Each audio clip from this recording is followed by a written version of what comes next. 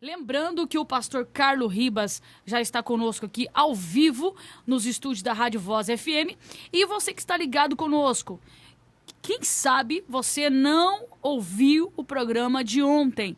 Daqui a pouquinho, o pastor Carlos, ele vai estar falando um pouco aqui do canal de YouTube que ele tem, onde ele posta todos essas informações que ele deu que ele postou, né? Todas as informações que ele deu ontem aqui no programa de ontem.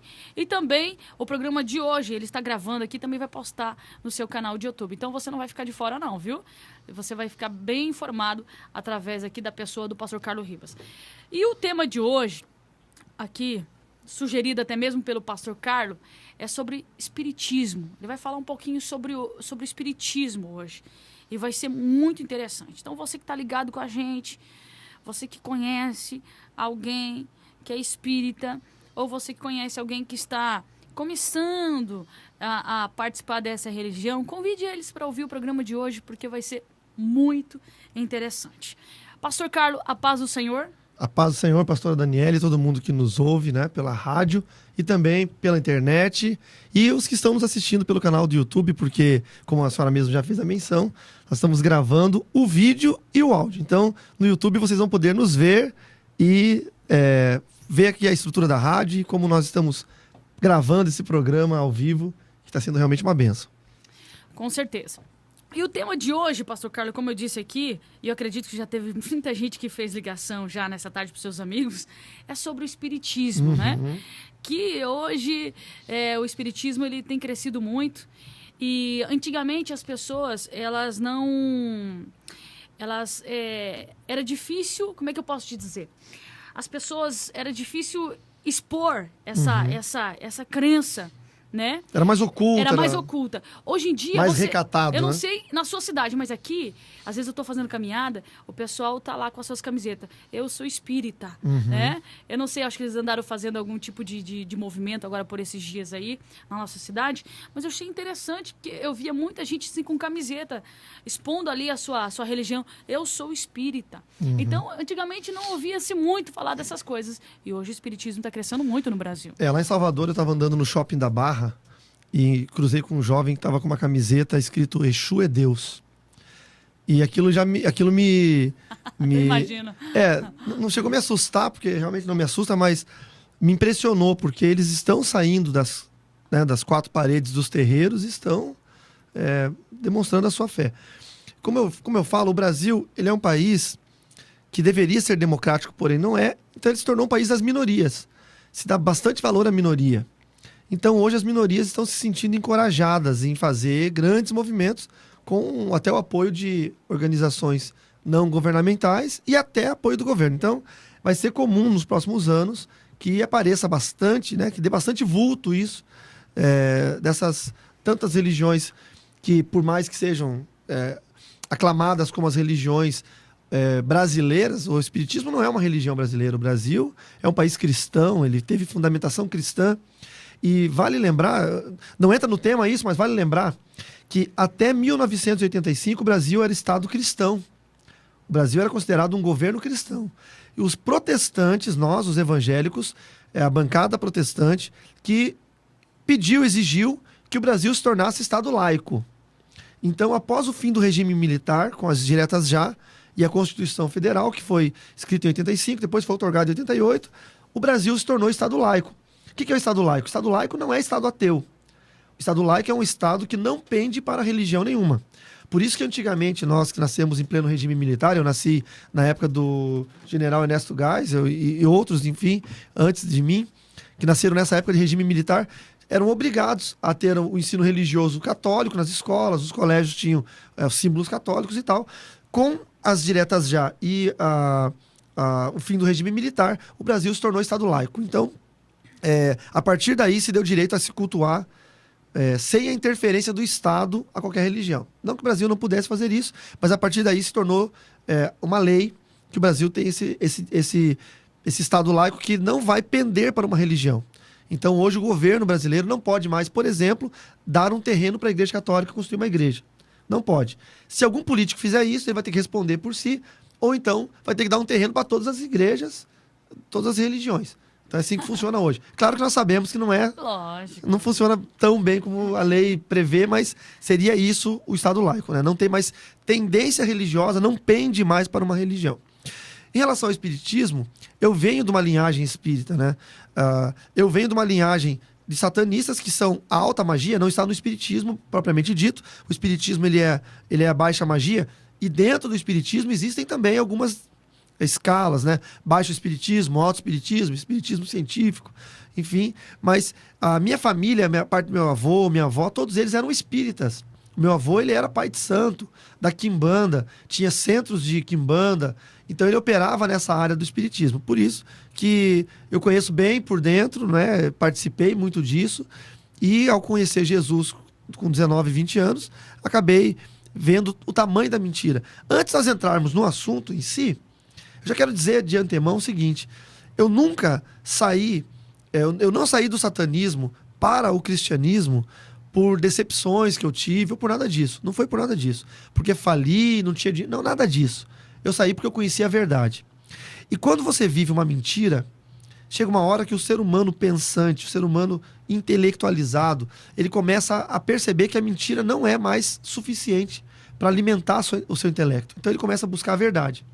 E a verdade, ela vai aparecer mais cedo ou mais tarde na vida de alguém que queira a verdade. O problema é que as pessoas que permanecem na mentira, eles não querem a verdade.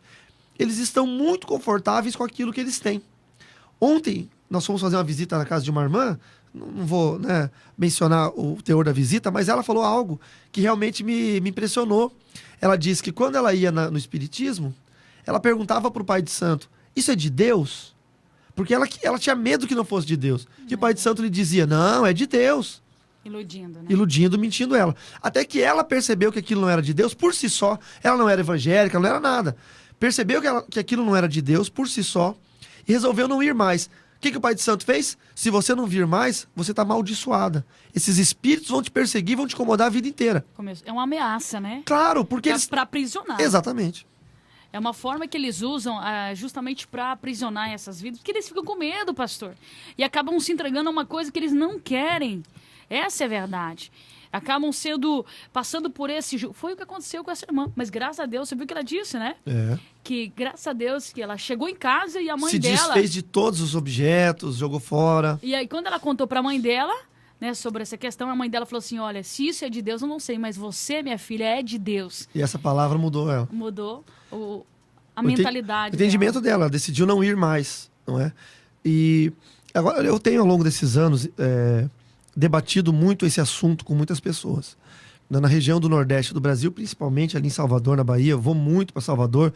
Meus queridos amados irmãos de Salvador, Deus abençoe vocês. Inclusive, tenho que mandar um abraço pro pessoal do Facebook, do WhatsApp, do Ministério Carlos Ribas, que estão nos ouvindo.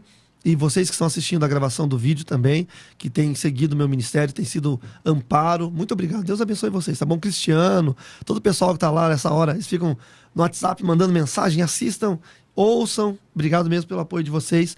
Eu oro muito por vocês mesmo, de verdade. Então, em Salvador, normalmente você está numa igreja pregando a palavra que tem muitos ex-espíritas e espíritas atuantes. É muito comum lá. Eles têm essa abertura de ir às igrejas. E algo muito interessante que tem acontecido na Bahia é uma conversão massiva do espiritismo, do candomblé, da umbanda, da quimbanda, para as igrejas evangélicas. Há muita conversão. A Bahia hoje é um estado lavado com o sangue de Jesus. Nós fomos pregar numa cidade chamada Cachoeira, que foi considerada a capital da macumba no Brasil. Lá tinha os maiores e mais terríveis centros de umbanda e quimbanda. Eu falando com o pastor Jair, que é o pastor de lá da Igreja Batista, só na região da igreja dele tinha 27 centros de quimbanda. É muita coisa, não dá para imaginar. Uma cidade pequena de 5 mil habitantes. Quer dizer, é muita coisa. Os pais de santo, eles davam um toque de recolher na cidade. Como traficantes do morro no Rio de Janeiro, eles diziam: a partir das 10 horas ninguém mais pode sair de casa. Porque era o horário que eles pegavam os bodes, os cabritos, e levavam nos cemitérios para sacrificar aos demônios. Então, era uma cidade muito pesada. Pastor nenhum queria fazer a obra lá, porque era retalhado, era atacado. E eles tinham medo de ser, e não só a opressão espiritual, mas também ataques físicos, ameaças de morte e tudo mais. Hoje, a cidade foi tomada pelo Evangelho de Cristo. Homens corajosos entraram naquela cidade e tomaram a cidade para Cristo. As famílias foram restauradas. Hoje, resta lá 3 ou 4 centros de Umbanda e Quimbanda, das duas vertentes juntas, e muitas igrejas evangélicas. Então, é muito bacana pregar lá, porque você tem mais de 80% dos crentes são ex-espíritas.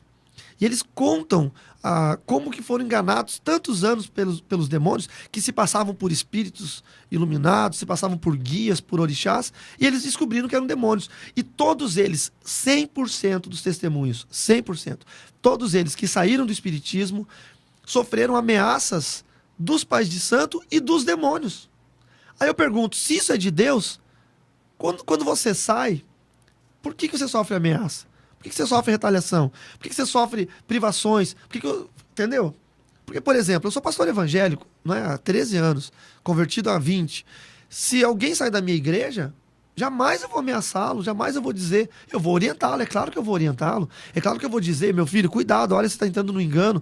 Ou se for para outra igreja, não. Se está indo para outra igreja, amém. Porque é o reino de Deus.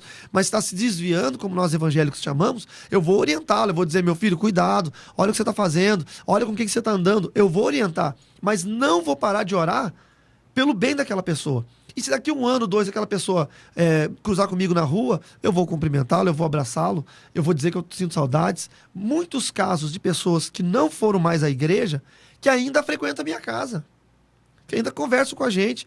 Agora, sai do centro de Umbanda para ver se o pai de santo não vai te amaldiçoar, te jogar demônio e vai te odiar.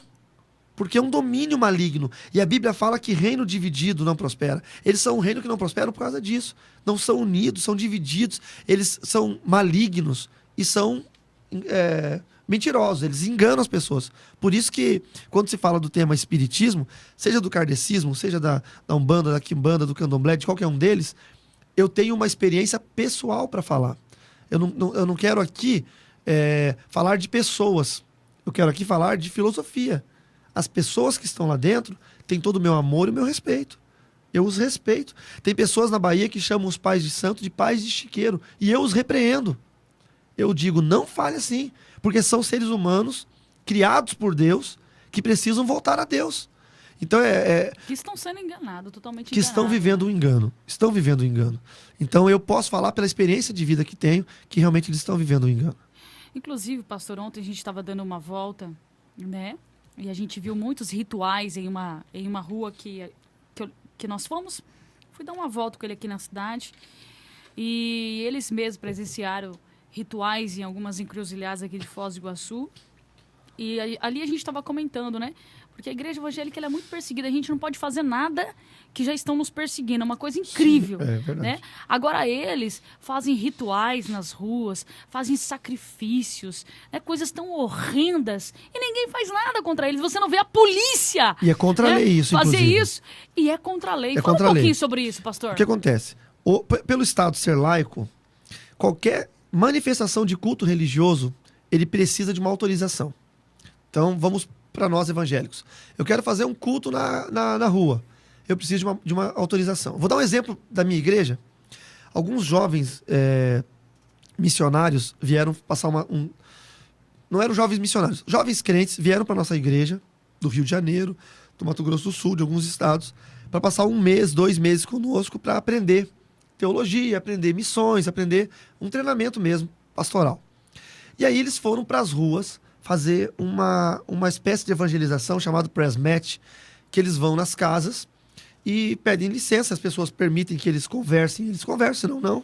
Ninguém entra na casa de ninguém sem permissão, isso é óbvio. Claro. Você não vai deixar alguém que você não conhece entrar, não é sem a sua permissão. E aí eles faziam perguntas. Quantas pessoas moram aqui? Tem desemprego? Vocês estão desempregados? Precisam de alguma ajuda? Para que a assistência social da igreja pudesse atendê-los. E aí pediam se a pessoa queria que orasse. Uma das pessoas, alguém, que não sei se foi uma pessoa que atendeu eles ou que não permitiu que eles entrassem na casa, ligou para a polícia e denunciou, dizendo que tinham pessoas que estavam querendo entrar nas casas com medo de roubo e sequestro. Imagina, uma cidade nossa que é uma cidade interior. A polícia veio e parou eles na rua e disse, não, vocês não podem fazer isso, vocês precisam de permissão. Vocês têm que ter um alvará para fazer isso, uma permissão. Aí nós fizemos a permissão, eles continuaram o trabalho deles. Mesma coisa o macumbeiro, que nós chamamos de macumbeiro, por causa da macumba, do trabalho de magia. Para ele fazer um trabalho de umbanda, quimbanda, numa encruzilhada em via pública, ele precisa ir na prefeitura e pegar uma autorização. É contra a lei fazer qualquer tipo de rito religioso em via pública sem a devida autorização. Se eu for botar uma caixinha de som na esquina do centro da cidade, pegar um violão, um microfone, querer cantar hinos e falar de Jesus, eu preciso de uma autorização da prefeitura. Eu não posso fazer isso. E ainda assim eu não estou sujando nada. Eu não estou imundiçando aquele lugar. Não está criando baratas, não está criando ratos, vermes, por causa do sangue do sacrifício, por causa da comida apodrecida, por causa do animal morto. Mas eles fazem isso. Então, o que eu oriento é o seguinte: se você vê alguém fazendo aquele ritual, pare e ligue para a polícia. A polícia tem que vir ao local e você, o denunciante, ele tem o poder, isso é lei, ele tem o poder de falar para a autoridade policial que se ele não autuar aquela pessoa que está fazendo o ritual em via pública, o policial pode sofrer por prevaricação, que é ter o conhecimento da lei e não executar a lei. Isso é prevaricação. Então, sob julgo de prevaricação, você pode denunciar o policial que não atender ao chamado na hora que está fazendo um ritual. Da mesma forma que se uma igreja evangélica estiver com um som muito alto, incomodando o vizinho tem todo o direito de ligar para a prefeitura ou para a polícia e pedir que abaixe o som, tem todo o direito. Por isso que nós, pastores evangélicos, temos que ter muito cuidado com o tratamento acústico, com a qualidade do equipamento, para não importunar os vizinhos, porque o objetivo da igreja é abençoar e não ficar amaldiçoando. E vamos ser sinceros, nós somos crentes, nós não podemos ser tapados, né? Não podemos ser cegos. Não tem coisa pior para um vizinho que não é crente morar do lado de uma igreja e não poder assistir um jornal porque tá uma barulheira terrível na igreja ao lado. Ainda mais uma igreja que ele não professa a mesma fé. Então nós temos que ter esse cuidado. Da mesma forma, nós também exigimos que qualquer tipo de ritual deva ser regulamentado. Qualquer tipo. E aí eu estava numa cidade que o comandante era uma cidade muito pequena, o comandante da polícia era meio que o xerife da cidade e era do espiritismo, então ele não dava voz aos crentes. O que eu falei, dei a ideia para o pastor? Faça o seguinte: comece a comprar azeite, mais 5 litros, 10 litros, 15 litros, 50 litros. E comece a despejar 30 litros de azeite na esquina da cidade. Na calçada, na rua. Despeje. Ato profético, estamos ungindo a cidade. E a hora que alguém vier reclamar, você fala: por que o macumbeiro pode botar uma galinha morta na esquina, farofa, pode botar vela e sujar a esquina, e eu não posso botar azeite? É a mesma coisa.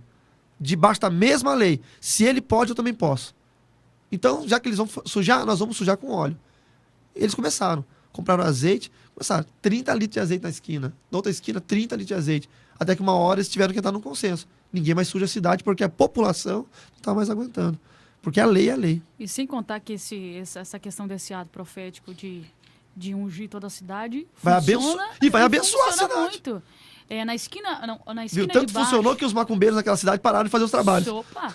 Na esquina de baixo da minha casa, só pra testificar aqui, todo dia tinha um acidente. Todo dia tinha um acidente. Aí nós fizemos uma campanha 7 sábados pela cidade de Foz do Iguaçu, a nossa igreja. Fez 7 vigílias pela cidade, 7 vigílias de oração. E uma dessas vigílias, eu fui escalada para interceder pela cidade e eu orei. Eu falei: Deus, lá na rua de baixo da minha casa, sempre tem um demônio que fica provocando acidente lá. Sim. Inclusive o filho do nosso pastor quase morreu em um acidente lá, nessa mesma esquina. O cara bateu violentamente e foi a mão de Deus que livrou. E eu orei, eu falei: Deus, em nome de Jesus. Depois nós passamos lá e colocamos o óleo lá na esquina. Pra glória de Deus, não a glória do homem. Uhum. Porque enquanto você não coloca Deus no negócio, como é que ele vai agir? Quando você coloca Deus no negócio, ele age, pronto, acabou, coloca o demônio por terra. Nunca mais teve acidente. Então isso acontece. Eu não tenho dúvida, viu, pastor? Aquela avenida, se a igreja, os pastores tivesse coragem, começasse a orar e ungir aquele local, esses demônios não iam mais atuar naquele. Você viu quanto? Sim. Você viu? Durante o dia. Sim. Você viu aqueles tecidos enrolados lá na esquina, os rituais feitos? Então, é um abuso, na verdade. Pra você ver o quanto que eles são usados, ritual pra né? Exu. Pra Exu. Tecidos vermelhos e pretos, era ritual para Exu. Ritual para demônios de morte, ou seja, são rituais pesados que estão sendo feitos lá aos olhos de todos que passam. E eu, que sou um pastor de uma outra cidade, que estou visitando Foz do Iguaçu, fiquei escandalizado, porque se fosse na minha cidade, não tinha nada lá. Eu orava, cancelava. Porque como é que funciona? Talvez algum ouvinte esteja perguntando: pastor, eu quero fazer isso, mas eu tenho medo. Eu tenho medo. Ontem um rapaz de Minas Gerais me mandou uma mensagem no WhatsApp, ele estava ouvindo, acho que é Elvis o nome dele, tomara que ele esteja ouvindo ou assistindo o vídeo, dizendo que foi orar no monte. Quando chegou no monte, é uma macumba feita no monte, onde os crentes oram. E ele olhou a macumba e tinha um papel dentro, ele catou o papel e leu o nome de uma pessoa. E ele falou, pastor, eu orei, desfiz a macumba, peguei o papel e orei por essa pessoa. Eu fiz certo ou fiz errado? Você fez certo. Claro, com Você fez certíssimo. Porque como que funciona? Vamos por partes. O trabalho de magia negra, ou o trabalho ritualístico da magia, enfim, seja qual ele for, ele é um trabalho religioso, porém ele tem uma ligação física. É o que a Bíblia diz, que o que nós ligamos na terra liga no mundo espiritual. A macumba é isso, ele liga na terra com a oferenda algo no mundo espiritual. Ele atrai o favor das entidades, que nós chamamos de demônios. Então, você ora ali, cancela pelo poder do nome de Jesus, você ora, eu cancelo isso em nome de Jesus, eu rasgo o pagamento agora, eu cancelo, anulo esse pagamento em nome de Jesus, você cancelou no mundo espiritual. A partir daquele momento, só são os objetos que estão ali. A farofa, o copo, a champanhe, o que for. Aí você pode com a sua mão mesmo pegar, e aí tem espíritos que dizem, não toque, senão o mal vai pegar em você. Meu filho, se você soubesse quantos trabalhos de magia eu já desfiz na minha vida, e nunca o mal nenhum pegou em mim, sabe por quê? Porque o demônio que mente para os espíritas, que é grande coisa, não é nada contra um crente. Lá no terreiro, ele é o cacique. Lá no terreiro, ele é o Exu Caveira, ele é o Sete Facada. Lá ele manda. Mas quando chega numa igreja, ele cai ajoelhado e chorando igual a menininha. Porque diante do nome de Jesus, demônio nenhum tem poder. Então o crente não precisa ter medo de desfazer macumba, porque o demônio não é nada perto do poder do nome de Jesus. O demônio pode ser alguma coisa lá no terreiro, lá onde ele manda. Mas na igreja, ele é uma menininha chorando, porque não tem poder e autoridade diante do nome de Jesus. Pastor, deixa eu fazer uma pergunta para você. Quem sabe tem pessoas nos ouvindo e com essa dúvida. Por exemplo, se tem alguém nos ouvindo nessa tarde, que na rua da sua casa tem um terreiro de macumba, né? Quem sabe a sua família é perturbada por aquilo, porque quando chega a hora dos tabaques, lá ninguém merece, né? É um barulheiro aqui, né? Liga pra polícia, primeira coisa. Deixa eu te falar uma coisa. Se tiver algum crente nos ouvindo essa tarde, eles têm autoridade espiritual para começar a mandar esse demônio embora? Deus, eu não quero mais terreiro aqui. Começar a passar óleo na rua, essas coisas todas. Como é que funciona? Vamos pelas duas partes. Primeira parte, como cidadão, eles têm direito de ligar pra polícia e reclamar do barulho. Assim como eles reclamam do barulho da igreja. É a mesma lei, nós estamos Muito debaixo bem, da mesma lei. muito bem. Então liga pra polícia e fala, olha, tem um terreiro de macumba perto da minha casa, estão batendo tabaco, estão gritando, eu tenho criança pequena, tá assustado em casa, eu exijo que vocês venham aqui e mandem eles baixar o volume. Primeira coisa. E você vai ficar na porta da sua casa, não tenha medo. Porque a polícia, ela tem a obrigação de atender a lei. Polícia não pode ser tendenciosa por religião. Então tem obrigação. Se não veio, liga de novo. Ó, eu moro na frente de uma igreja católica. Os católicos, graças a Deus, não incomodam ninguém. É um povo ordeiro, tranquilo, não incomoda ninguém. Na verdade, só me incomodam quando eles fazem festa, que eles fazem uma churrascada lá, que o cheiro da comida, pelo amor de Deus. Agora, fora isso, não incomoda ninguém. Mas uma noite, eu tava viajando e minha esposa viu que acenderam a luz da igreja católica de madrugada e apagaram de novo. Acenderam e apagaram de novo. E ela pensou, estão roubando a igreja. E ela é pastora, nós somos evangélicos. O que ela fez? Ligou pra polícia. Falou, estão assaltando a igreja católica, corre aqui. A polícia foi lá e prendeu o bandido. Tadinho, depois eu trabalhava nessa época com terapia comportamental no método APAC, no presídio. Eu acabei ainda dando terapia para esse senhorzinho que roubou. E eu falei, o senhor sabe quem que denunciou? Foi minha mulher, viu? O senhor tá preso por nossa culpa. Olha só. E acabei dando terapia para ele. Seu Moacir. O seu Moacir não deve estar ouvindo, mas se o seu Moacir estiver ouvindo, ele já tá livre, já tá em liberdade. Um senhorzinho querido, uma benção mesmo, seu senhorzinho. Foi roubar porque tinha que comer, queria comer e acabou roubando a igreja. Logo a igreja, né? Ele pegou um cálice do padre de fazer a Eucaristia lá, o ritual da... Eu não sei como é que é, eu nunca fui católico, mas tem o ritual lá da hóstia e tal, que é douradinho. Ele achou que era de ouro, foi roubar o cálice pra vender, tadinho. E era só um metal mesmo, dourado. Enfim, mas a gente fez isso por quê? Porque não é uma questão de eu sou crente, você é católico. É uma questão de cuidado com a vizinhança, pelo amor de Deus. Não é? Já entrei em terreiros de Umbanda, Quimbanda. Já dormi na casa de uma senhora que era mãe de santo. Porque fui pregar numa cidade que, infelizmente, vou fazer falar que é pastor isso, mas o irmão que me levou sumiu, me deixou dando um seminário, pegou todo o dinheiro do seminário, pegou a minha passagem, sumiu, me deixou na rua. E aí os pastores também foram embora, ninguém queria dar pouso, ninguém queria se responsabilizar. Bomba, né? Da bomba, do problema. E uma mãe de santo estava me assistindo no meu seminário de libertação e disse, olha, eu tenho um quartinho, se o senhor quiser, o senhor pode dormir lá. E eu fui. e dormi na casa deles, comi da comida deles, orei com ela, orei com o marido, os dois aceitaram a Jesus. A casa deles virou uma cela de uma igreja, virou uma igreja depois. 5 anos depois eu voltei naquela cidade, pregar numa igreja, uma moça chamada Mila, deve tá me assistindo, foi nesse culto, numa igreja grande, ela já era crente, e me conheceu lá nessa mesma cidade. Hoje a Mila está no Brasil hoje, mas mora na Espanha, é nossa missionária da nossa igreja, enfim. Quer dizer, olha o que Deus fez, pelo simples fato de eu aceitar dormir na casa de uma mãe de santo. Coisa Então, linda. Deus mudou a história de muita gente, mas porque eu respeito essas pessoas, eu amo.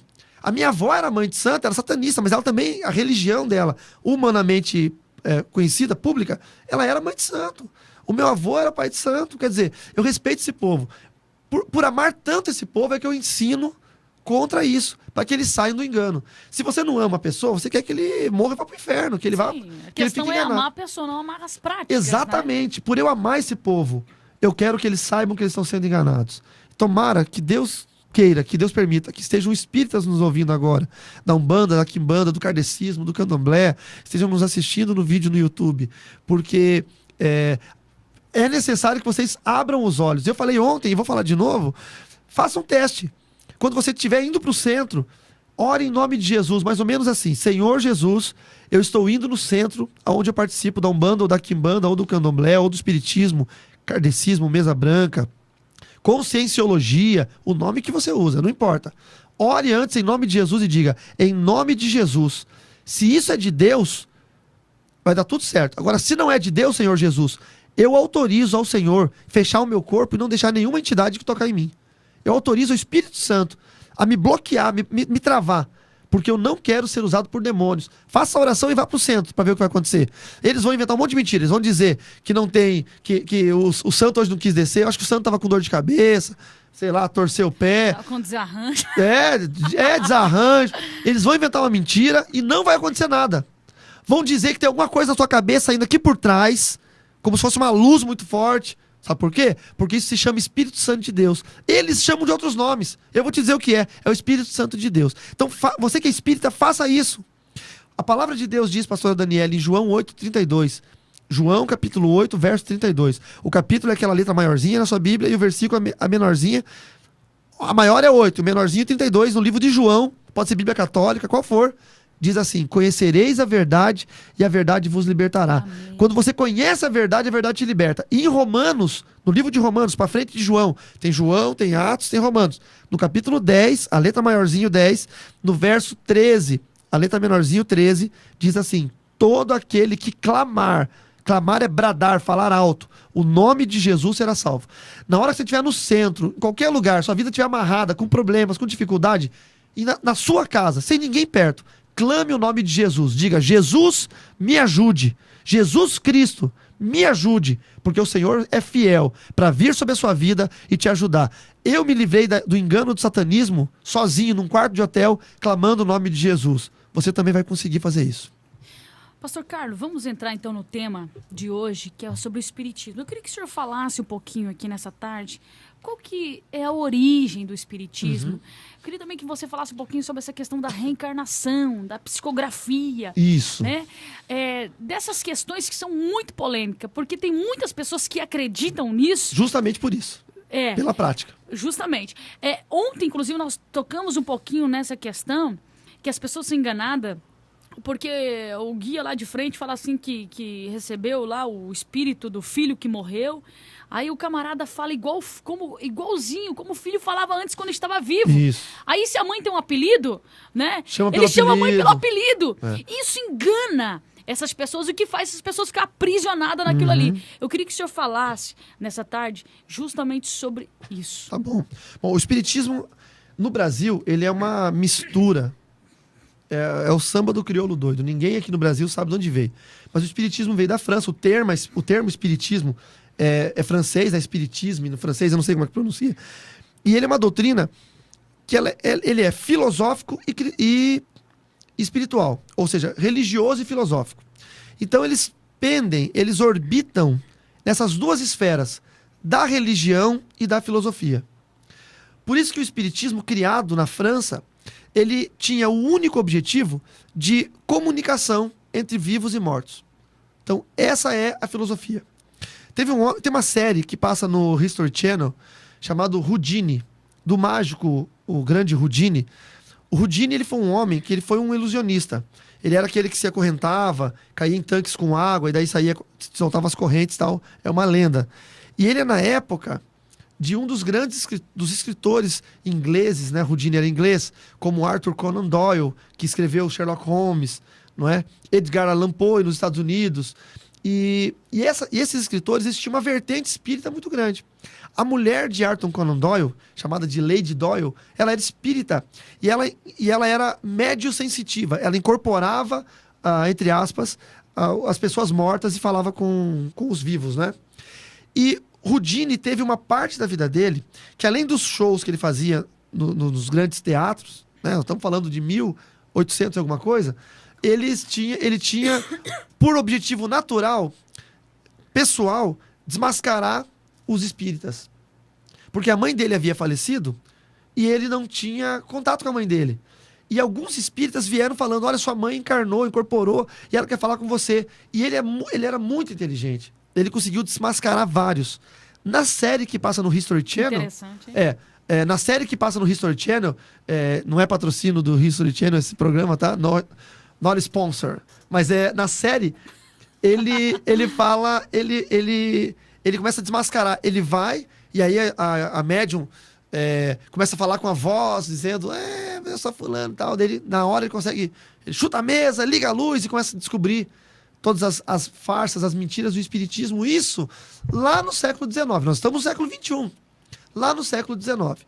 Então, já há uma vertente do espiritismo mentiroso desde que ele nasceu. Tá? Então, é uma mentira desde que nasceu. As materializações plasmáticas com plasma foram provadas já por A mais B, tanto que hoje não existe mais. Na época, o espírito, a pessoa vinha e se materializava com plasma, como se fosse uma gosma, espumenta, assim. Tipo a espuma de barbear. Formavam uns monstrinhos de espuma de barbear e falavam, é o espírito que materializou. Já descobriram, já no século XIX ainda, que era farsa, que era mentira. As levitações, que muitos médiuns espíritas levitavam, descobriram que era farsa, que era mentira. Fotos clássicas do espiritismo.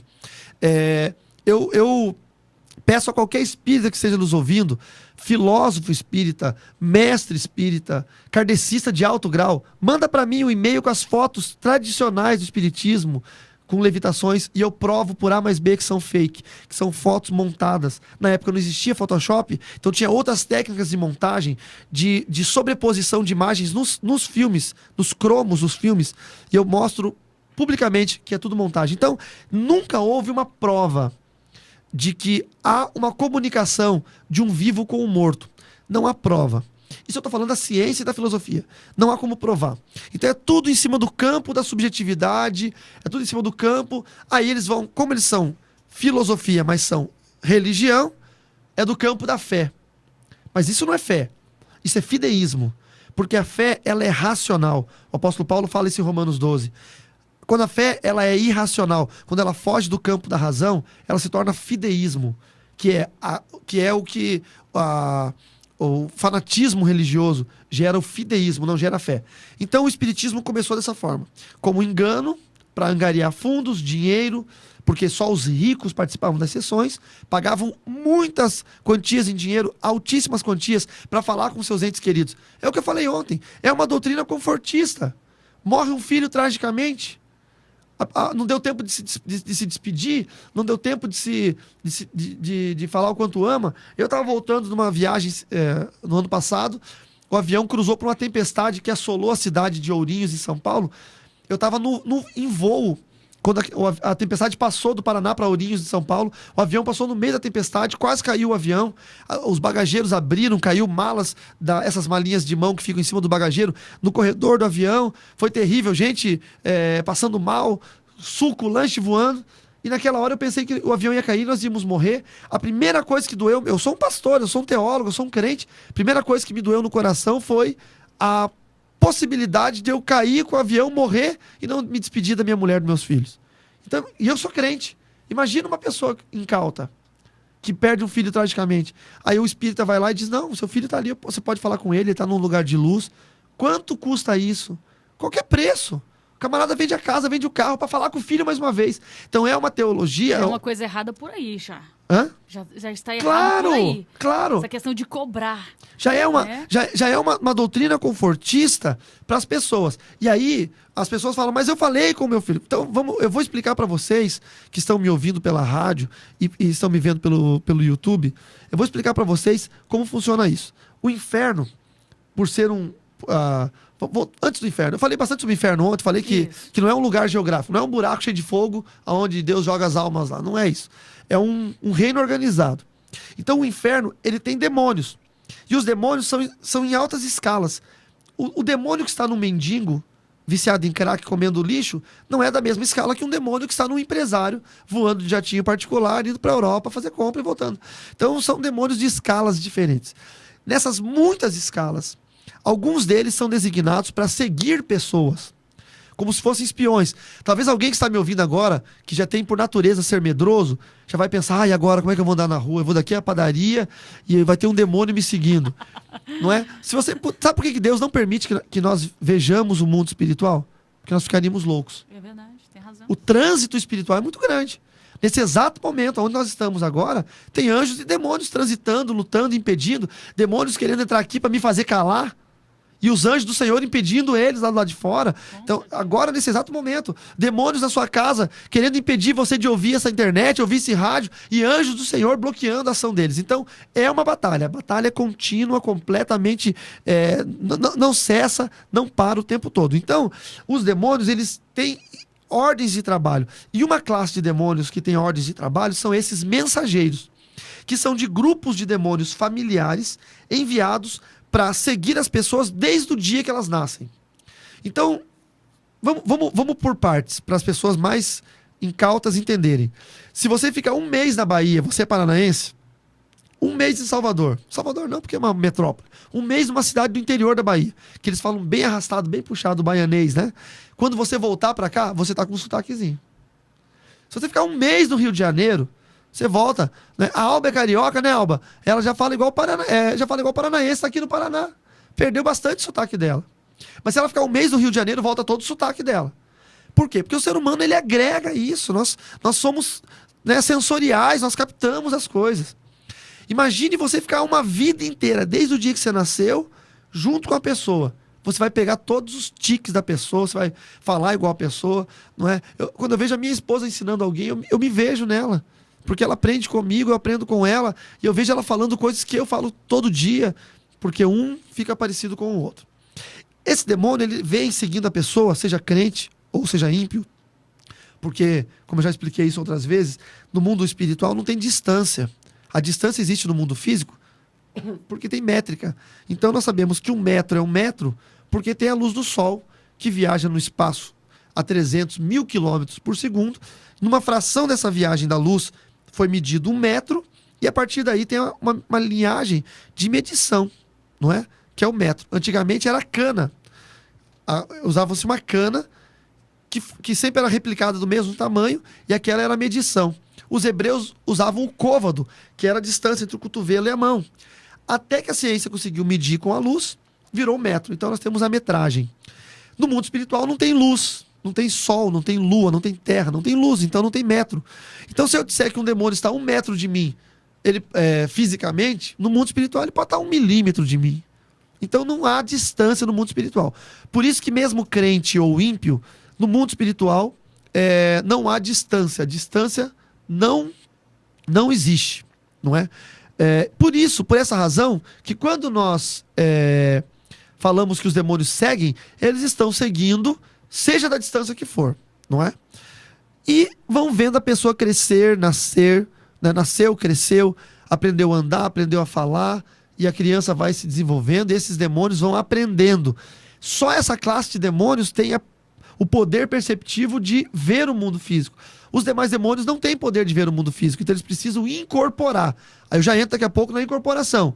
Por que eles incorporam nos pais de santo, nos médios? Tá? Tem o poder de incorporar. Mas os demônios mensageiros, esses espíritos familiares, eles têm o poder de ver o mundo físico. Talvez não como a gente, né, com essa nitidez, com essa clareza, mas conseguem ver, perceber o mundo físico.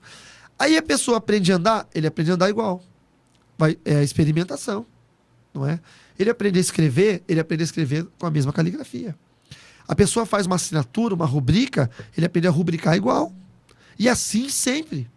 Então, quando a pessoa morre, o espírito da pessoa é guardado. A palavra de Deus diz que aos mortos, nós falamos isso ontem, que aos mortos não resta recompensa, porque eles ficam numa latência, eles ficam apagados, a memória deles descansa no esquecimento.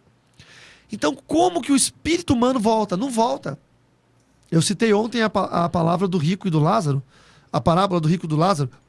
Inclusive, quem está assistindo e deve estar perguntando, como que eu faço para ouvir, para ver ontem, não é? Você pode entrar no meu canal do Facebook, no canal do YouTube, Facebook também. Mas no YouTube, youtube.com/Carlo Ribas. Tudo junto. Carlo é o mesmo que Carlos, mas sem o S no final. E Ribas com o S no final. R-I-B-A-S. Carlo Ribas. E aí você vai poder ver o de ontem, né? A entrevista na rádio. E lá eu falo sobre isso, sobre o espírito não poder voltar. Então o demônio opera nessa hora. Como o espírito não pode voltar, o demônio faz, às vezes, porque ele é o enganador, ele é o pai da mentira, ele vem e se faz passar pela pessoa. Tem uma história muito legal que eu ouvi alguns anos atrás, de um casalzinho de idosos, de uma igreja bem tradicional, e eles já tinham aí 80 e poucos anos cada um, 82, 83 anos, e eles sempre falavam, no quarto, antes de dormir, deitadinhos na cama, os dois vozinhos, como será que é o paraíso? Como será que depois que nós morremos, a glória de Deus? Eles comentavam sobre isso. Acontece que a velhinha, o nome dela, se eu não me engano, era Sandra, e o velhinho, sei lá, Inácio, não sei. A velhinha faleceu. Foi uma perda muito grande pro vozinho, irreparável. E na frente da casa deles tinha um centro de umbanda, onde tinha médios que incorporavam. Determinado dia, passado ali um mês depois da morte, um jovenzinho, filho de santo, foi até ele e disse: seu Inácio, eu sei que o senhor não acredita no que eu vou falar pro senhor, mas a sua esposa incorporou ali no centro, ela está incorporada ali. Ele disse: não, eu não creio nisso. E ele falou, o rapazinho: olha, ela disse que o senhor não ia acreditar, porque vocês são evangélicos, vocês não acreditam nisso. Mas ela mandou um recado pro senhor. Ela disse: lembra ele, no dia que nós estávamos deitados na cama, e nós estávamos conversando sobre como seria a glória depois da morte, a vida com Deus, como seria isso? E ela descobriu, porque ela já foi, então ela voltou para te contar. E aquilo era um diálogo que só os dois tinham tido no quarto. Era impossível qualquer outra pessoa saber. O vozinho, já de 80 e poucos anos, pegou a Bíblia dele e foi. Atravessou a rua, andou alguns metros e foi. Chegou lá, passou pelo congá, deu aquela, né, foi pelo ladinho assim direito, chegou lá no médium que estava lá do outro lado do congá, e ele estava sentado numa cadeira com a mesma posição física que a vozinha ficava sentada, com a perna cruzada do mesmo jeito, assim, com as costas arcadinhas do mesmo jeito. O rosto do homem parecia que era o rosto da mulher dele. Estava transfigurado. E aí, quando ele chegou, o médium falou para ele: ô, meu velho, que bom que você veio. Eu tinha medo que você não acreditasse, que você não fosse vir. Com a mesma voz que a mulher falecida. E aí o vozinho evangélico ficou desconcertado e falou: quem é você que está aí? E ela disse: sou eu, meu velho. Sua mulher, sua esposa. Você não é minha esposa. Sou eu sei que você está olhando para o corpo desse homem. Mas eu estou dentro desse corpo, falando com você. Ele me emprestou esse corpo para eu poder falar com você. Aí ele disse: então escreve o teu nome. Escreve o teu nome. E ela tinha uma pemba, que é um giz que se usa na Umbanda, para escrever os símbolos da Umbanda, né? Os símbolos de Umbanda. E ela pegou e começou a escrever S, que o nome dela era Sandra, e A. E aí ele pegou e clamou em nome de Jesus. Falou: escreve em nome de Jesus o teu nome. E ela concluiu escrevendo Satanás. Então essa história é muito forte. Forte, né? Quer dizer, ele quase foi enganado, ele quase foi iludido. Mas por mais que o luto pesava muito a ele, doía muito no coração dele, eu imagino que para um casal de idosos, quando um dos dois cônjuges falece, o outro sofre muito mais do que um casal de pessoas jovens. Ele ainda foi na palavra de Deus, ele ordenou em nome de Jesus. E em nome de Jesus o diabo não vai poder mentir. Porque ele tinha que mostrar quem ele era. Então, o espírito mensageiro faz isso. Ele acompanha a pessoa. E aí como é que eu explico a psicografia? A psicografia é exatamente isso.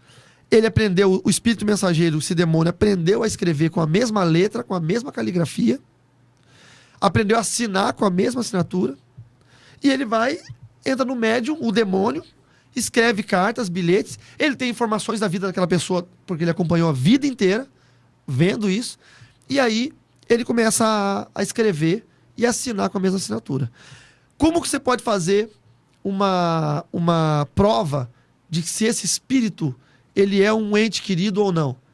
Se a pessoa é crente, né, e está sendo enganado por um ente querido, por um espírito se passando por um ente querido, ore em pensamento.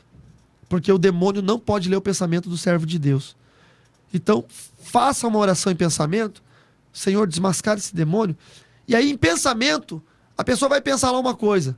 Um dia que ele teve junto com aquela pessoa que faleceu, e aí ele não vai conseguir, de forma alguma, saber o que ele pensou, porque o demônio não tem acesso ao pensamento. Então, do crente, do ímpio, o demônio tem acesso, porque o ímpio está no mesmo barco que os demônios, tá bom? Pastor, deixa eu... Tá chegando umas perguntas aí? Não, antes de... Sim, tem uma pergunta aqui, mas antes de fazer essa pergunta aqui, eu quero dizer para os nossos ouvintes, se você que está ligado conosco nessa tarde, e que você queira fazer alguma pergunta para o pastor Carlos Ribas, eu quero que você ligue no 3025 7878 ou 3025 7677. Se você ouviu o programa, teve algum tipo de dúvida, liga para cá. Ou se você não tem dúvida, você quer perguntar alguma coisa meio polêmica para confrontar ele também, você pode ligar. 3025-7878 ou 3025-7677. Ou você pode mandar uma mensagem de texto no 99614419. Tem uma pergunta aqui dizendo assim que... sobre essa questão de que o demônio cresce quando a criança nasce, já vem o demônio crescendo e aprendendo todos esses... né, aprendendo a escrever como uma criança. Aí tem uma ouvinte que está me perguntando aqui se há um respaldo bíblico, da onde que o pastor tirou claro que isso. Não há. Né? Ela está me perguntando aqui da onde que o senhor tirou essa linha de raciocínio, né? A Andressa está perguntando isso. Ela falou assim, eu tenho dúvida, porque eu quero saber de onde que ele tirou isso. Isso, não há respaldo bíblico nenhum. Isso eu aprendi no satanismo, né? Fui satanista por 20 anos, nasci no satanismo. Tem gente que tem uma fundamentação religiosa um pouco interessante de se pontuar. Só acredita no que está na Bíblia. E aquele que só acredita no que está na Bíblia tem que parar de andar de roupa, porque não tem roupa na Bíblia, tem que parar de andar de carro, porque não fala de carro na Bíblia. Não pode ir no zoológico, porque não fala de girafa na Bíblia. Teve um irmão que falou, eu não acredito em dinossauro, porque a Bíblia não fala que existe dinossauro. Bem, são 14 horas e 18 minutos. Vamos dar continuidade aí às perguntas dessa tarde, né? E o Jonathan perguntou assim, pastor, sobre a velhinha lá da história que o senhor falou, né? Que o demônio... supostamente ela incorporou ali no espírito ali para falar com o seu esposo. A pergunta do Jonathan é essa. Essa mulher, ela era cristã ou não? Por que o demônio usou esse direito de imagem dela? Essa é a pergunta do Jonathan. Sim, não, é aquilo que eu falei. Se nós não bloquearmos esse direito em oração, o demônio acaba usando. Eu já encontrei demônios com o rosto de pastores, que não sabiam disso e o demônio estava usando o direito de imagem dele.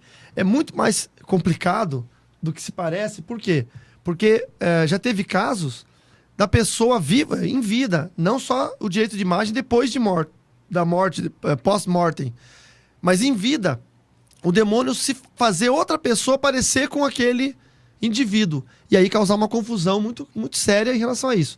Então, qual é a minha explicação, a minha orientação sobre isso? Ore em nome de Jesus, impedindo todo tipo de demônio de usar a sua imagem, a sua voz, a sua escrita, a sua assinatura, seu perfil psicológico, seu perfil temperamental, comportamental, em nome de Jesus, amém. Aí o demônio não tem o direito de usar, tá bom? Veio duas perguntas aqui. Pode falar. A primeira não vou nem responder, porque não tem a ver com o tema. Se pode orar deitado, tem a mesma validade de orar deitado de joelhos. Eu expliquei isso ontem na igreja. Infelizmente, tomara que... Se o irmão foi no culto ontem... Ele não prestou atenção nesse momento. Mas não faz parte do tema. Agora, a segunda, Gabriel perguntou: surto psicótico é espiritual? Não. O que acontece? Surto psicótico, ele... Vou explicar uma coisa assim, bem fácil do povo entender. ele tem uma formatação que a ciência, que a psiquiatria clínica não consegue descobrir. Não há um psiquiatra hoje no mundo que consiga dizer qual é a causa de um surto psicótico. A psiquiatria não encontra causa. O que eles encontram? Tratamentos, terapias, formas paliativas, não é? Medicações, mas nenhuma área da psiquiatria consegue provar cientificamente que o surto psicótico é causado por isso. Por exemplo, vou dar um exemplo para vocês. Olha, não toma sorvete, sai no sol que a boca entorta. Minha mãe falava isso. Minha mãe falava isso. A mãe da Francine falava que dava estopor. Esse é o nome que a minha sogra dizia. Que estopor? Eu não sei, só minha sogra sabe disso. Aí, é língua estranha, pastora. Tem que ter interpretação de línguas para entender a minha sogra falando. Mas aí não tem comprovação científica. Aí se um cientista fosse lá e comprovasse, a ciência ela é comprovada pela experimentação. Comprovasse que de cada 100 indivíduos, 96 tomaram sorvete, saíram no sol e entortou a boca, pronto, agora tem comprovação científica. Então vai ter uma normativa da Organização Mundial de Saúde dizendo, né, a Organização Mundial de Saúde adverte, não tome sorvete, saia no sol porque vai entortar a boca. O surto psicótico não tem normativa. Ninguém pode comprovar como dá. Senão, as organizações de saúde preveriam como seria cada surto e preveniriam. Prever e prevenir. Agora, é conjunto de fatores, né? Como eles não têm como provar. E o demônio aproveita esse conjunto de fatores das fraquezas emocionais, fraquezas mentais, das fraquezas espirituais, comportamentais e usa todo esse pacote para gerar os surtos psicóticos, né? Psiquiátricos, esquizofrênicos, enfim, todos esses, tá bom? Pastor, tem uma ouvinte aqui que perguntou assim, que diz que ela ouviu uma mulher testemunhar, que diz que quando ela estava não era cristã, né? Diz que os demônios vinham ter relação sexual com ela. Ele está perguntando se é verdade isso, se existe mesmo essa questão de demônios vir e acabar mantendo relação sexual com pessoas. Sim, existe, mas não é como a gente pensa que é. Um demônio não tem corpo físico, então ele não tem um órgão sexual masculino que possa ser introduzido no órgão genital feminino da mulher. Então não há como haver uma relação sexual. O que acontece é o seguinte, a partir da hora que a mulher que teve essa experiência de relação sexual, ou o homem, porque pode ser tanto um homem quanto uma mulher, ele teve, em regra, legalidade espiritual a ponto do demônio ter poder sobre grupos musculares do seu corpo físico. E aí o demônio entrando no corpo físico dele é uma pseudopossessão. Não é a possessão demoníaca completa, ele tem uma possessão apenas de grupos musculares, ele contrai os grupos musculares do órgão genital e a mulher tem a sensação física que teve uma relação sexual. Ele vai contraindo, é como no homem tem a poluição noturna, quando o adolescente ou o homem que não tem relação sexual, ele acaba ejaculando de noite, espontaneamente. Então, o corpo produz essa própria musculatura sendo contraída e relaxada para que haja poluição noturna. O demônio faz uso disso e a pessoa tem a sensação de que está sendo possuída mesmo fisicamente, mas na verdade não está tendo uma penetração. Está tendo a contração muscular da região do órgão genital feminino e aí ela tem a sensação de que foi possuída fisicamente por um demônio. Agora, eu falo sobre isso no meu livro Bruxaria, o Desvendar de Segredos Ocultos, que está saindo a segunda edição agora a partir do início de março. Vai ter em todas as livrarias ou no meu site carloribas.com.br. A Josiane está perguntando aqui, pastor, que diz que ela passou um momento muito difícil na vida dela e diz que ela conhecia uma espírita. Daí ela foi visitar essa espírita e tal. E essa espírita não estava sabendo de nada. De repente, ela chegou nela e falou assim que ela precisava de um abraço. Porque ela falou bem assim, você, tipo assim, como se eu te entregasse uma revelação pra ela, né? Ah, você tá passando por um momento assim, assim. Falou tudo que ela tava passando naquele momento. Sim. Ela tá perguntando assim, como que ela sabia do que ela estava passando? Por causa dos demônios mensageiros que seguem a vida dela, que ficam vendo tudo que ela faz. Sabe aquele negócio de que revelação, irmãos? Eu sempre falo, tem 3 tipos de revelação. Tem a revelação que vem de Deus, e essa revelação que vem de Deus, chamada de profecia, tem que ser julgado. O apóstolo Paulo diz, 2 ou 3 profetizem e haja quem julgue. Então, profecia sem julgamento é falácia. Tem que ter julgamento. Segundo tipo de revelação e profecia, vem do diabo. O diabo também profetiza, também revela. E o terceiro vem da mente humana, das emoções, que é a famosa profetada, profecia na carne, né? No bife. Tem uma pergunta aqui, pastora. Pode fazer. Pastor Michael mandou aqui uma pergunta. Em 1 João, capítulo 3, verso 8, baseado nesse texto, na parte B, toda obra que foi feita no centro de macumba precisa ser desfeita. Eu vou ler para vocês o que diz. 1 João 3, 8 diz, para isso o Filho de Deus se manifestou para destruir as obras do diabo. Toda obra de macumba precisa ser desfeita. Eu vou tentar entender a pergunta do pastor, nosso colega. Se eu estou andando na rua e vejo uma obra de macumba, se eu tenho que parar o meu carro e desfazer essa obra, é isso? Sim e não. Como que eu desfaço a obra? Eu desfaço na oração, no poder da oração. Eu desfaço ela no mundo espiritual. Porque desfazê-la por si própria, sem que haja a quebra de vínculo no mundo espiritual, não serve para nada. Não é? Como funciona o tempo? Porque é um timing na macumba. O pai de santo coloca, ou o filho de santo, enfim, alguém que fez, o sacerdote umbandista ou quimbandista, colocou o trabalho na rua. Tem um tempo do apodrecimento daquele elemento, até que demônios possuam animais ou mendigos que vão lá comer aquilo lá. Essa parte ninguém fala. Então há um timing nisso aí. Quando você vê a macumba lá, que já está podre, já acabou, provavelmente ela já se concretizou. Mas ainda assim é bom orar e repreender. Mas se você viu uma macumbinha lá fresquinha, recém-feita, tá bonita ainda, a bichinha farofa tá lá, ore e repreenda em nome de Jesus para evitar que aquilo se concretize no mundo espiritual. Tem só o final da pergunta dele, pastora? É que ele tá falando assim que não é essa questão de ver a macumba, mas a macumba, a questão é quando algo foi feito para uma pessoa. Sempre tem que ser quebrado isso na vida das pessoas? Sempre, claro. Quando alguém fez. Agora, não tem como saber quando, por exemplo, imagina quanto trabalho. Quando a pessoa, imagina quantos trabalhos fazem pra mim. Imagina agora quanto macumbeiro tá fazendo pra mim agora lá. Eu acho que ele quis dizer assim, por exemplo, se chega um membro, né, e acaba falando pra ele alguma coisa. Eu acho que ele quis dizer em questão a aconselhamento, né? Se você sabe que existe, tem que ser desfeito. Em primeiro lugar, é óbvio, na oração. Se você está na frente da casa de um membro da igreja, tem que ir lá e desfazer também. Pegar a mãozinha lá e botar na sujeira. Não é? Evitando contaminações, né? Coloca uma luvinha de plástico e tal, para não contaminar fisicamente, porque vai saber de onde que veio esses elementos. Mas se você não sabe, sempre ore. A nossa oração é preventiva. Eu costumo dizer que oração é vacina. Ela previne. Então, muitos macumbeiros devem estar agora me amaldiçoando, falando um monte de porcaria, falando, esse pastor, não sei o quê. Não adianta. Pode falar o que vocês quiserem. Pode fazer. Vou dar uma dica, hein? Comprem produtos baratos para fazer macumba contra mim, porque como não vai dar certo, vocês gastam menos dinheiro. Tem mais pergunta aí, pastor? Porque eu tenho uma aqui. Tá, tem sim. Terezinha. É normal sonhar com pessoas que já faleceu? Sim, é normal. Se a pessoa é muito ligada, tem um vínculo muito grande com a pessoa que faleceu, o seu cérebro vai manter essa imagem ainda ativa por muitos anos. É normal sim, tá?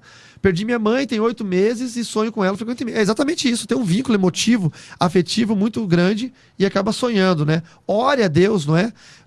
Porque não é sua mãe um sonho, é só uma imagem formada pelo seu cérebro. Ore a Deus para que o diabo não use essa carência do afastamento, do luto, não use isso contra a senhora. Porque senão o diabo vai começar a fazer aparecer demônio passando pela sua mãe, falando com a senhora, e aí o diabo vai se aproveitar da tua carência. Então ore dizendo, eu repreendo, em nome de Jesus, eu sinto falta da minha mãezinha, isso é normal, o luto é normal, a senhora vai ter que passar por esse período de luto, como todos nós que perdemos entes queridos, eu perdi minha mãe também, passei por esse período, mas não permita que a sua carência se torne fraqueza espiritual e permita que o diabo acabe te enganando, tá bom? Aí ela termina a pergunta, se eu falecer hoje, eu for onde ela estiver, eu vou reconhecê-la? Bom, tomara que a senhora não faleça hoje, tá bom, irmã Terezinha? Tomara que a senhora não morra hoje, tá? Isso foi falado ontem no programa, acho que ela não ouviu. Foi falado ontem no programa, mas o que acontece? A sua mãe não sabe que morreu ainda, tá? Ela não sabe ainda, ela tá desligada. Então, se a senhora morrer daqui 100 anos, quando a senhora abrir o olho na eternidade, no mundo espiritual, e ela também, as duas vão até tomar um susto. Falar, ué? Você morreu junto comigo? Não, eu morri 100 anos depois. Então ela não tem ainda entendimento que ela morreu. Então fique tranquila, sua mãe tá guardada, tranquilinha. Só vai saber disso quando tudo acabar. Quando todo mundo acabar, aí ela vai saber que morreu. Pastor, tem uma pergunta assim. Uma ouvinte que... Ela disse assim que achou muito interessante essa questão que você disse de desligar, né?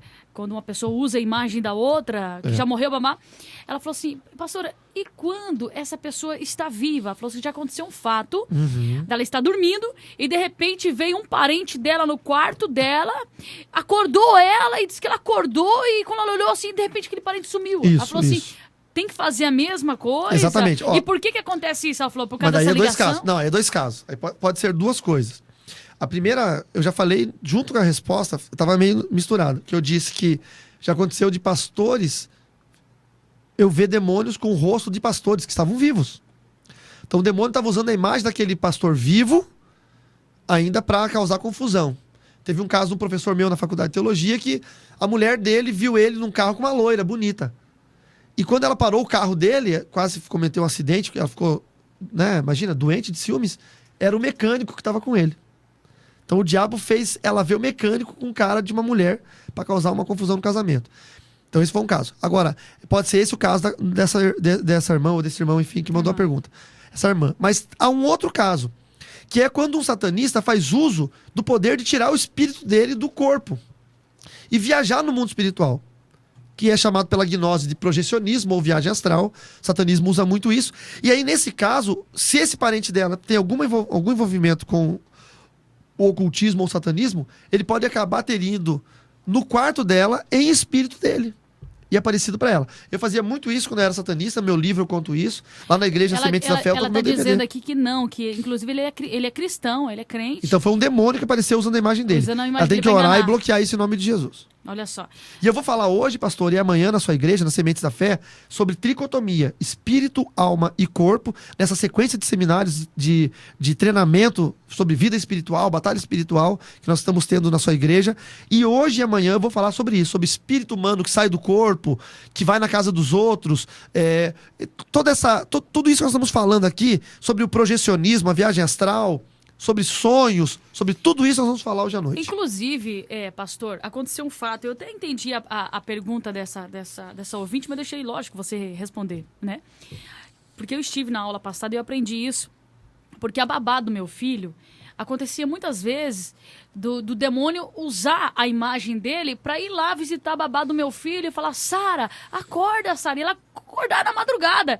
Aí quando eu aprendi isso, né, na aula do pastor Carlos Ribas, que a gente tem que bloquear isso, proibir o demônio usar a imagem, eu fiz isso e não aconteceu mais. Amém. Justamente quando eu aprendi isso, eu coloquei isso em prática, porque eu fiz alguns cursos de batalha espiritual, mas nunca tinha aprendido isso. E quando eu aprendi isso da outra vez que o pastor Carlos veio na nossa igreja, em dezembro, né? Eu coloquei em prática. E quando ela disse isso pra mim: Dani, tá acontecendo assim, assim, assim. Eu falei: isso é demônio, é demônio. Eu orei, graças a Deus, nunca mais. Então fica aí a instrução aí pra essa ouvinte. A Patrícia está dizendo aqui, deixa eu explicar aquela questão lá atrás, quando eu te fiz a pergunta, né, sobre os macumbeiros, se pode orar, se tem autoridade de orar. Sim, eu falei só de chamar a polícia, né? Só de chamar a polícia, né? Então, tem que orar sim, tem que repreender, não é? Da mesma forma, aí algum amigo nosso, querido, espírita ou da Umbanda, aqui em Banda, vai falar: ué, então os crentes ficam jogando praga na gente? Que história é essa? Da mesma forma, o mundo espiritual ele é ativo e dinâmico, ele não é parado. O mundo espiritual tem um equilíbrio dinâmico. Ele se equilibra em movimento, ele não se equilibra parado. Então, da mesma forma que forças contrárias atingem a igreja também tem que atingir as forças contrárias. Nós temos uma luta. Há um ataque necessário para causar equilíbrio no mundo espiritual. Então, não é querer o mal das pessoas. Eu passo, toda vez que eu vou para uma cidade perto da minha, nós passamos por um centro de magia, na BR, né? Quando abriu o centro, ele era bonito, grandão, cheio de estátuas na frente de Exu Caveira, Tranca-Rua, tava tudo lá, as pombagias, tava tudo lá. Eu passava, abria a janela do carro, botava a mão pra fora, eu repreendo em nome de Jesus, eu cancelo todo o poder do diabo, eu anulo o poder do diabo, eu frustro os planos de Satanás, nada vai dar certo aí dentro, nada vai dar certo, não vai descer entidade nenhuma, os médios vão ter que começar a mentir pras pessoas, vai dar errado o que eles falam pras pessoas, as pessoas não vão voltar mais. Vai fechar esse negócio. A última vez que eu passei lá, tinha uma imagenzinha desse tamanho.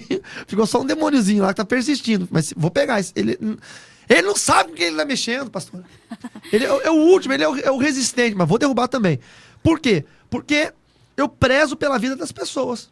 Eu zelo pela vida das pessoas que estão indo lá dar dinheiro. Porque o camarada, quando vai na igreja, fica falando que o pastor pede dinheiro. Mas não dá R$2 de oferta. Mas pra fazer uma macumba, paga 8 mil numa macumba. Verdade, tem paga razão. 30 mil num trabalho de separar casal. E é tudo muito caro. 30 mil. Sabe quanto custa o trabalho hoje no Brasil para enlouquecer uma pessoa? Isso no satanismo? R$150 mil.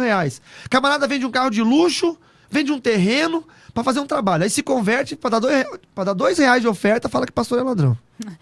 É isso aí.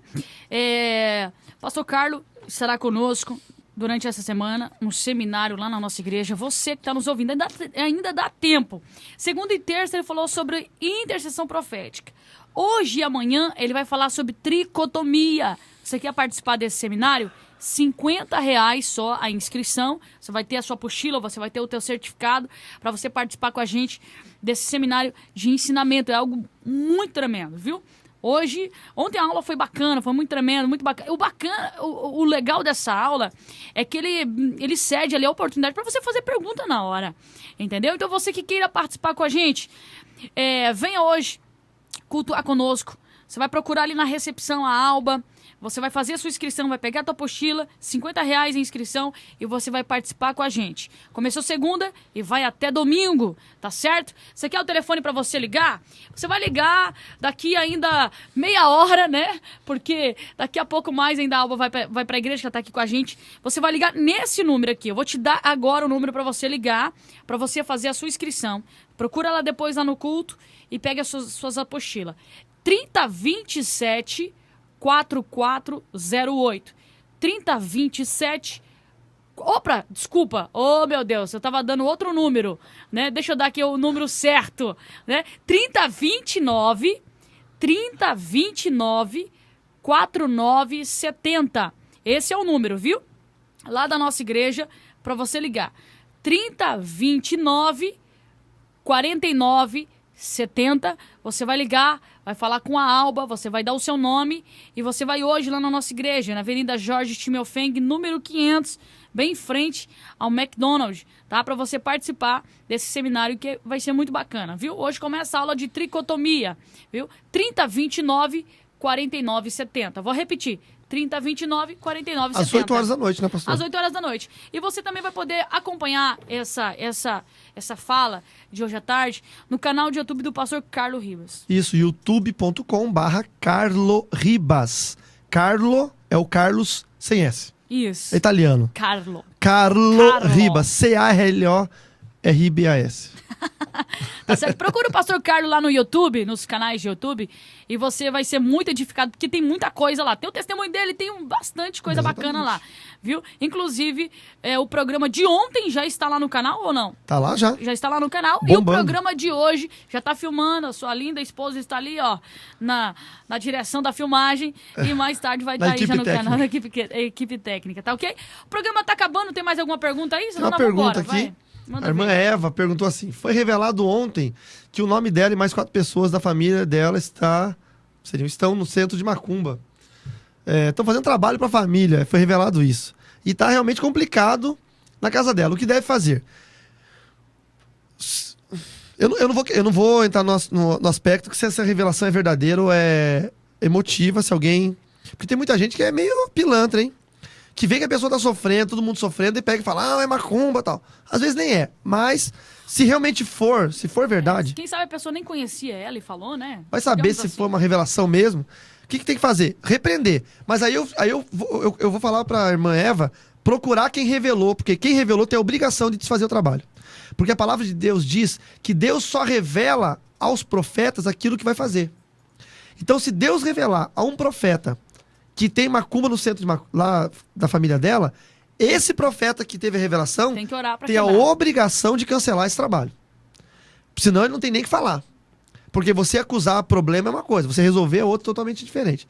Então, irmã Eva, procure a pessoa que revelou para a senhora e faça a pessoa ir lá no centro de macumba desfazer o trabalho, ou orar, fazer uma campanha de jejum. Porque Deus não revela aos seus profetas, Deus não faz nada antes de revelar aos seus profetas. Então, o profeta tem a obrigação de resolver o problema. Para finalizar agora a programação, eu quero fazer uma pergunta para, quem sabe, ajudar muitos dos que estão nos ouvindo nessa tarde. Pastor Carlos, com certeza há muitas pessoas nessa tarde que estão nos ouvindo que estão com a sua vida toda amarrada, que estão com o seu financeiro amarrado, que sofrem problemas emocionais, que tem problema com o filho, que tem problema com o marido, que vive um caos. Como que essas pessoas devem orar? Deve guerrear. Como que elas têm que se comportar? Quem sabe tem alguém que me ouve nessa tarde que já está até oprimido, com a mente cansada, que já não aguenta mais sofrer. Como que ela tem que fazer para melhorar essa situação? Antes da oração, antes de orar, tem que fazer uma análise de vida. Primeiro, como é que está a sua vida? Tem gente que tem problema financeiro, mas não é dizimista fiel, não é ofertante fiel, faz voto com Deus e não cumpre, promete, né? Vai numa campanha, promete votar algo a Deus, não cumpre, promete fazer algo a Deus e não faz. É claro que Deus vai tê-lo como um tolo e não vai abençoá-lo financeiramente. Tem outros que são dizimistas fiéis, ofertantes fiéis, mas são ruins no que fazem. Tem uma loja de roupa muito cara num bairro muito humilde, ninguém vai comprar, vai falir. É um péssimo funcionário, vai ser mandado embora sempre. Todos os funcionários da empresa são ótimos, ele é um crente preguiçoso, não faz nada, chega atrasado, falta com facilidade. Vai ganhar as contas. O dízimo e a oferta, nesse caso, não vai fazê-lo ser bom em alguma coisa. Ele precisa ser fiel e ser bom no que faz. E aí Deus vai abençoar. Então tem gente que não entende isso. Família, né? Cuidar com a postura. Tem gente que se converteu, por exemplo, alguma mulher aí se converteu, o marido continua ímpio, bebendo, com problema. Mas se você for ver a conduta dessa mulher crente com o marido, ele nunca vai para a igreja. O problema do marido é ela. Ela fica cobrando, acusando. 1 Pedro capítulo 3 fala que a mulher sábia, crente, ela ganha o marido sem palavra nenhuma. Só pelo seu proceder, pela sua conduta. É verdade. Aí tem muita mulher que chega lá e fala, não encosta em mim, você é um demônio. Como é que o cara vai querer ir para a igreja? Você vai pro inferno. Exatamente. Aí o pastor virou o culpado, porque antes esse marido ímpio tinha uma mulher ímpia. E tinha sua esposa ao seu lado o tempo todo. Do jeito que queria. Agora ela vive na igreja, domingo de manhã tá na igreja, domingo à noite tá na igreja, segunda noite tá na igreja, o dia inteiro tá na igreja, os filhos abandonados, o marido abandonado, então o homem vai achar que ele perdeu a mulher pro pastor e pra igreja, ele vai odiar a igreja sempre. Então a mulher crente tem que ter sabedoria também. Então, fazendo uma análise de vida e vendo se tudo está dentro dos conformes, aí como que vai orar? Você vai orar, Senhor, eu sou fiel a Ti no dízimo e na oferta, nos votos também. Eu sou fiel a Ti no meu procedimento como cristão. Eu leio a Bíblia e oro continuamente e louvo ao Senhor. Eu tenho uma vida com Deus, uma família debaixo da dispensação do Senhor. Tenho orado pelos meus parentes que não são crentes ainda. Senhor, o que é que está acontecendo? Sabe, Deus vai entrar com uma providência nisso? Claro que Deus vai. Mas pastora Daniele, 99,99% dos casos que nós encontramos no Brasil e fora do Brasil, por onde nós temos passado, não é falta de oração, é conduta. É o crente que tem a vida toda torta e acha que Deus vai consertar. Perdão, que Deus vai consertar não, que Deus vai abençoar sem consertar primeiro. Então, é caso de conduta. O cristão que tem uma vida santa na presença do Senhor, que quer que a vontade de Deus seja feita, nós falamos isso no primeiro dia, na segunda-feira, esse Deus vai abençoar. Agora aqui ele tem a vida toda, entendeu? Toda torta. Nossa, eu podia citar 1000 exemplos.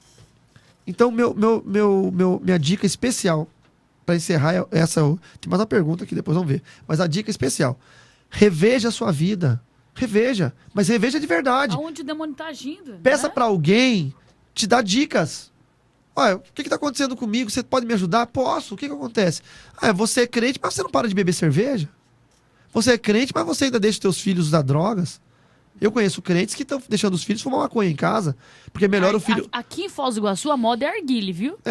Mas... Deixa os filhos fumar arguile, se reunir nas casas, é um terror. E é crente. Como é que deixa isso acontecer? Deixa o filho ser objeto de ostentação ao demônio Leviatã. Já ensinei isso em dezembro.